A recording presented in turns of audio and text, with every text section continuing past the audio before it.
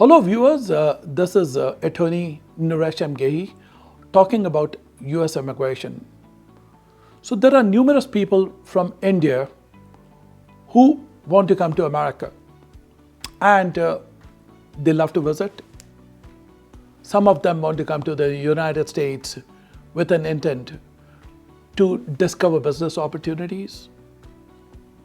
And then after that, they want to leave the United States and get back to India. So what's the first thing that comes to my mind as an immigration lawyer? The first thing that comes to my mind is the B1 visa and the B2 visa. So sometimes people get confused between the B1 visa and the B2 visa. A B1 visa is meant for business, for people who want to explore their options by coming to the United States and returning back to the home country, India. So take an example, you are a garment manufacturer or you are in the IT industry and now you want to visit America and you want to meet with people and you want to establish a business with them so that they can send you some software projects. They can send you some other projects. For example, you can do some telecommunication projects, or you can do front-end development for them. You can do back-end development for them if you're in the IT industry, or if you want to start a quality assurance work with the United States. The B1 visa is ideal for you. The requirements of the B1 visa under Section 214 of the Immigration and Nationality Act is that you need to have a non-immigrant intent. That's always a bone of contention, especially when visas get denied.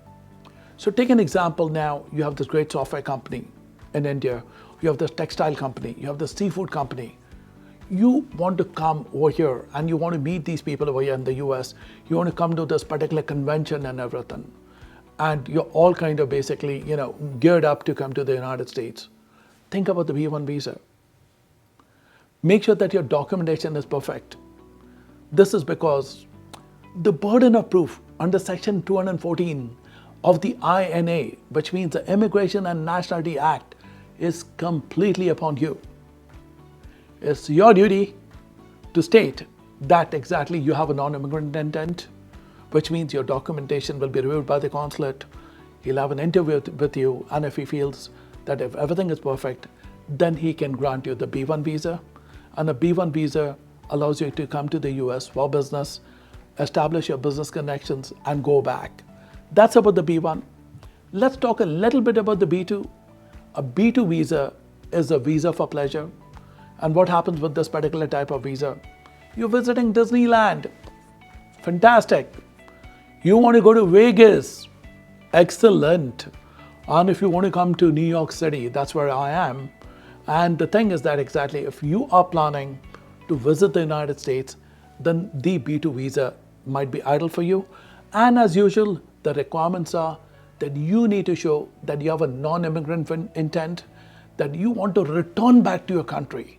Remember the word, return back to your country after visiting the United States. And this is where a lot of these cases get denied. So also, there's some good news is that what people think is that if my B1 or my B2 visa is denied, that's the end of the game. The answer is no. If your B1 or your B2 visa is denied, there's no reason for you to be disheartened, especially because you can try again, and ultimately make sure that you submit the right paperwork, work with the right people to make sure that you have all your ducks in order. And if everything is in order, then I believe that you should be successful in obtaining your B1 or your B2 visa.